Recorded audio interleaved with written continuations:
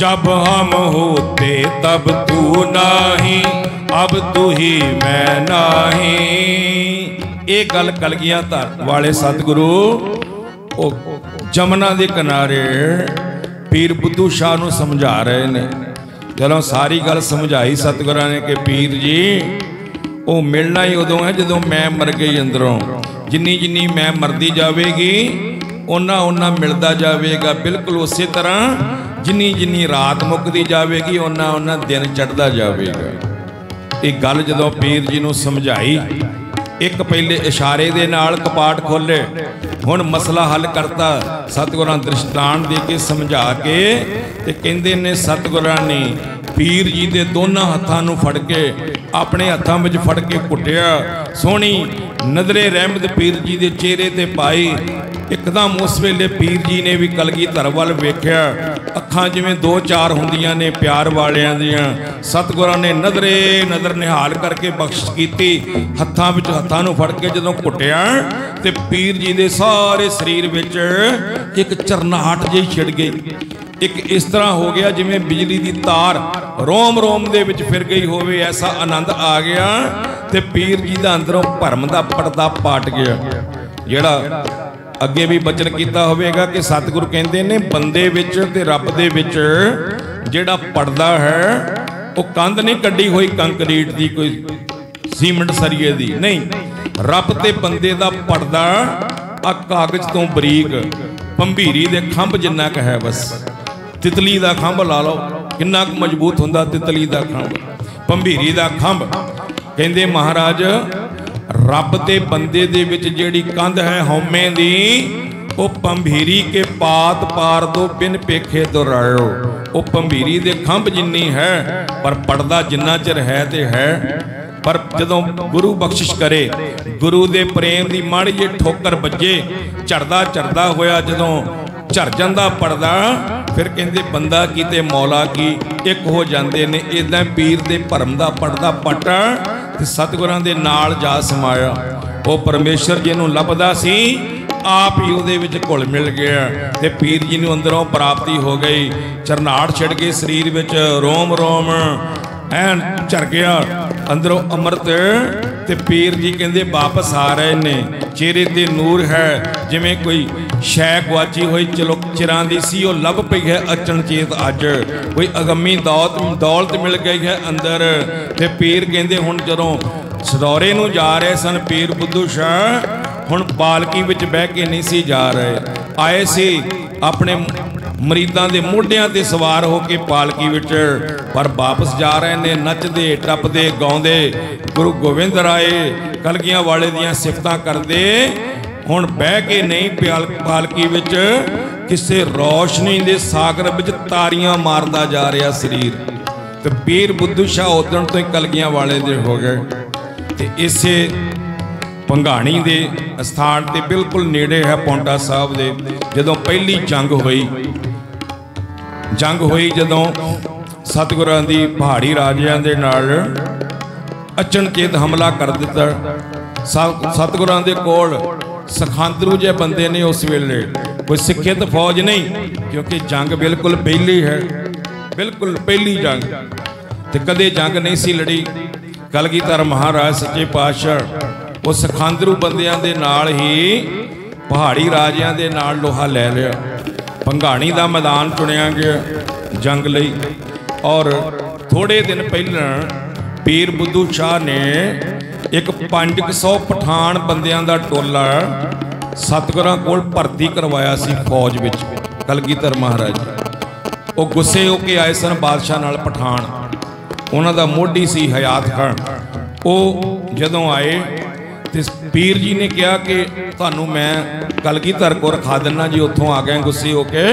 बादशाह ने तनख्वाह नहीं दी, सतगुरां नूं लोड़ रहिंदी फौज की। उन्होंने सिफारिश करके वो 500 बंदा भर्ती करवाता जी पठान। पर जदन जंग का दिन आया, जंग तो 2 दिन पहला वो पठान दगा दे गए। पहाड़ी राजियां तो पैसे लैके उन्हां नाल रल गए जाके। 400 बंदा 100 बंदा रह गया सी।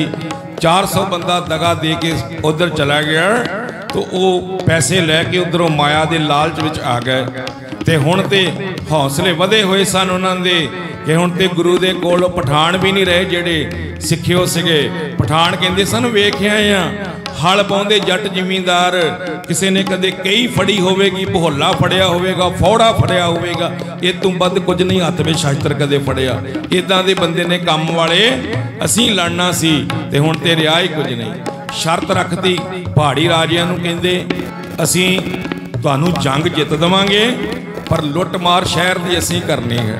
ये सौदा करके उन्होंने उन्होंने समर्थन दिता अपना पठाना ने। पीर बुद्धू शाह बड़े परेशान हुए कि मैं सतगुरां नूं सिफारिश पा के बंदे भर्ती करवाए सन, दगा दे गए तो हुण लोड़ है सतगुरां नूं 700 अपना चेला ते अपने पुत्रां नूं नाल लैके पीर जी जंग दे मैदान विच आ गए। सिर्फ इसे गल नूं कि मेरे रखाए बंदे दौड़ गए। कलगियां वाले दे एक बार दीदार कीते ते इदां तन मन अपना बार दिता पीर बुद्धू शाह ने। 700 मरीद अपने बच्चे जवान पुत लैके जंग के मैदान में आप कुद पे। वो जंग का जिक्र तो वैसे थोड़ा बड़ा हो जाना जे सारा करते हैं। सतगुरां ने सारा जिक्र किया उस मैदानी जंग का, पहले जंग का बचित्र नाटक विच। आप अपनी कलम के नाल बोड़ का रुख अज भी है बरोटा, बरोटे के रुख हेठ सतगुरु खलोते जंग वेख रहे ने। दूर तक मैदान पखिया जंग हो रही है ते सतगुरु घोड़े ते सवार, शस्त्र सारे सजाए हुए, जंगी पोशाक पाई हुई, पर शस्त्र तन दे उपर ने सजाए। कलम दवात कागज फड़ के जंग का हाल नालों नाल लिख रहे ने। किहड़ा जवान किदां गया, किस बंदे ने किन्ने मारे, की कर रहे हो, सारा हाल बड़े विस्तार नाल महाराज ने बड़े प्यारे जिदा हरन जाना चुंगियां भरदा इदा वह घोड़ा जा रहा, इदा सारिया दी सिफत दुश्मनों दियां भी सिफत कीतियां भी फलाना बड़े रोह दे विच आके लड़िया, शाबाश ओहदे, इदा महाराज ने ते वेख रहे ने। ते सतगुरां दे कोल वेखो पहले ते जिहड़ा हयात खां सी, वो जिहड़ा पठाणा दा सरदार सी, वो निगाह पै गया एक साधु दे। सतगुरां दे कोल खलोता एक साध कृपाल दास महंत उदासी, शरदाई घोट के पीने वाले, भंग घोट के पींदे, मस्त रहिंदे, नगन साधु लंगोटा लाउंदे। उदासी सतगुरां नूं कहंदा महाराज ओ निमक हराम हयात खां विच फिरदा, मैनूं आग्या दिओ मैं उहनूं मारना। ते सतगुरां उहदे वल नूं वेखिया निगाह भर के भी साध की कह रहा, सुआह मलिओ पिंडे ते ओ बंदा सरदार पठाणा दा, इन्ने मार खोरे पठान, ते ये कह रहा मैं महाराज ने बख्श जदों करनी होवे तो कहंदा जी मैं जाना। सतगुरु कहंदे किहड़ा शास्त्र चलाउणा आउंदा, कोई शास्त्र वाल ही ना चलाए ना। कहंदा महाराज सिर्फ घोटना चलाउणा आउंदा, होर कख नहीं। घोटने दे नाल शरदाई रगड़ी दी अपनी देग पानी, सारी जिंदगी उही फेरिया, होर कुछ नहीं, यही लै जाना मैं। लो जी अपना घोटना जिद्दां निहंग सिंघां कोल हुंदे ना, 4-5 फुट उच्चे, 5-5 साढ़े 5 फुट भी उच्चे घोटने, वो इदां दा वड्डा घोटना मुकदर लैके महंत कृपाल दास जंग के मैदान में जदों गया, हयात खां दे नाल टक्कर हुई।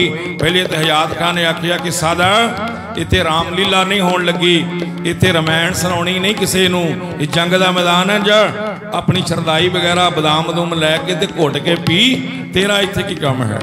ते वो कहंदा तूं गल्लां करनियां सिक्खियां कि तूं ते योद्धा है, तो तू मैनू क्यों कह रहा मैदाने जंग चो जाण नूं, डर गया, लड़ना नहीं आउंदा ते लड़ पै जी। हयात खां कहंदा तू इदां नहीं मनना सादा, फिर तेरी आई लगदी। कृपान अपनी कढ के उन्हें वार किया साध उपर कृपाल दास ते उन्हें घोटना मोहरे करके वार रोकया, तेग उहदी दे 2 टोटे हो गए, कृपान टुट गए, मोटा घोटना सी।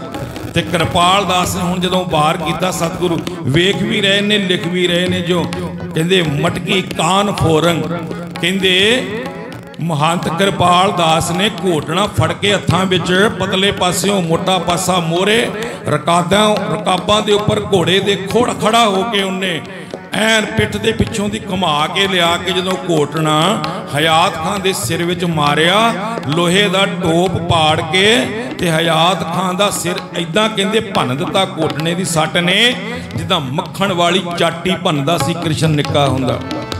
जिदा भगवान कृष्ण बचपन विच ज्यों मटकी कान फोरंग जिद्दां कृष्ण कन्हैया मक्खण वाली चाटी भंदा सी ते विचों मक्खण रुड़ पैंदा सी ना निकल के, इदां हयात खां दी मिज कढ सिटी महंत कृपाल दास ने। ਉਹਨੂੰ इस तरह जंग विच लड़दा वेख सारे खुश हो गए, एडा वड्डा जरनैल मार दिता।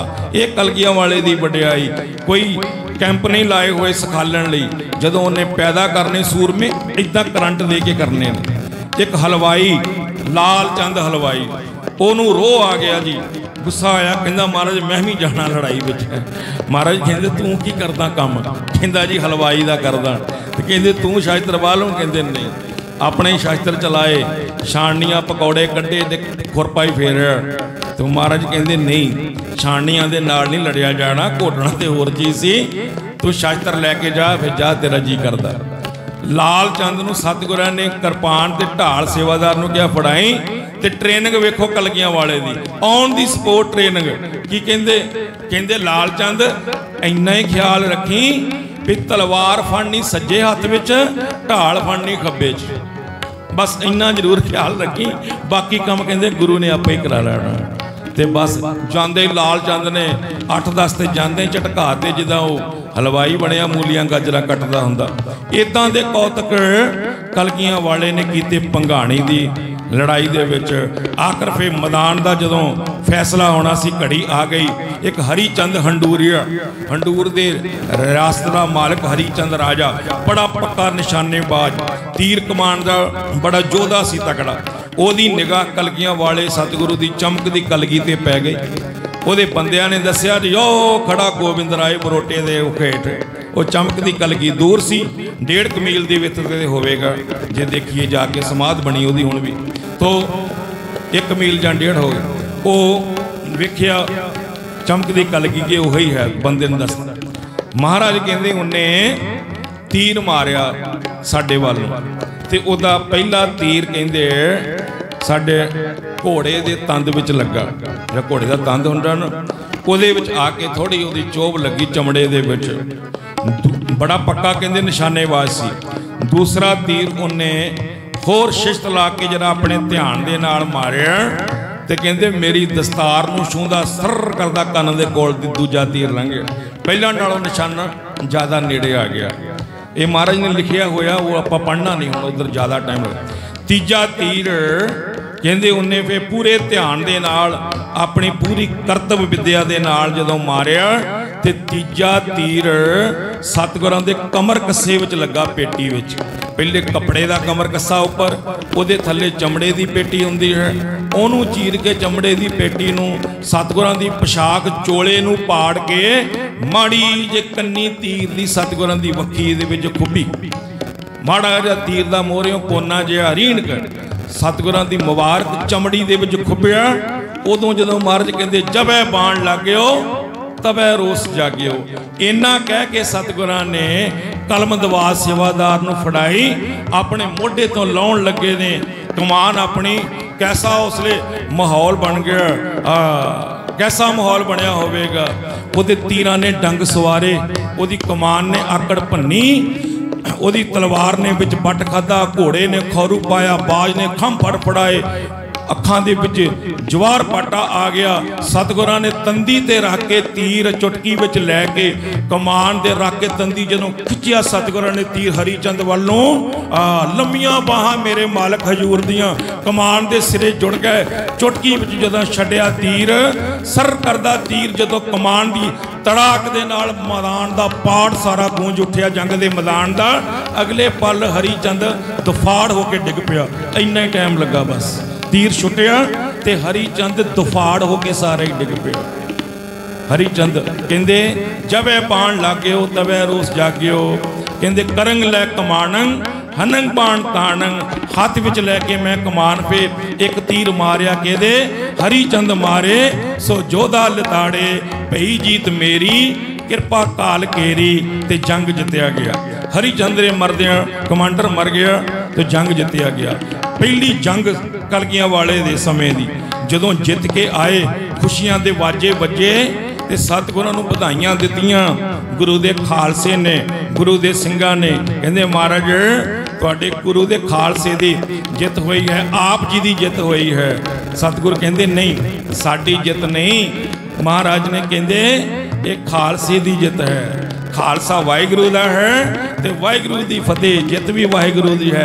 उदण सतगुरां ने पहली बार ये नारा सानू बख्शिया, वाहिगुरु जी का खालसा वाहिगुरु जी की फतेह। कहंदे जित भी वाहिगुरु दी, खालसा भी वाहिगुरु दा। मेरा इहदे विच कुछ नहीं, मैं ते एक जरिया बनया, एक साधन बनया है। तो सतगुरां ने जदों कहंदे भई जीत मेरी किरपा काल केरी, वो महाराज ने जदों खुशियां मना रहे सन, एन उसे वक्त सुनेहा आया महलों दे विचों कि आप जी दे घर साहिबजादे ने जन्म लिया है। कौन? बाबा अजीत सिंह जी।